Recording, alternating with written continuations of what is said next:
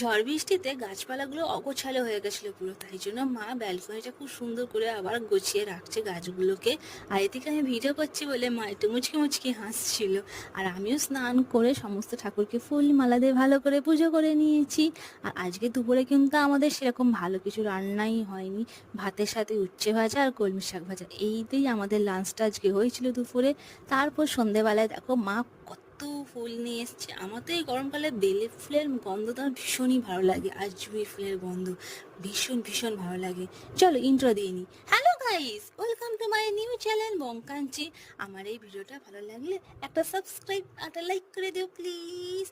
আর দোকান থেকে দেখো চুরমুর কিনে চলে এসছে, আর এইভাবে মুড়ি মাখিয়ে একদম জমে আমরা চুরমুরটা খেয়েছি মুড়ি মাখিয়ে।